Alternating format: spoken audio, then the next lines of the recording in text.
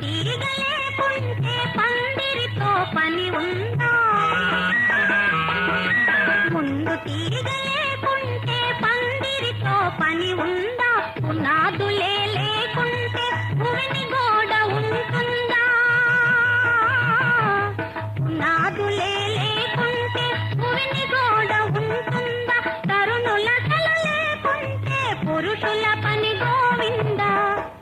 తరుణులసలు లేకుంటే పురుషుల పని గోవిందా గోవిందా గోవిందా.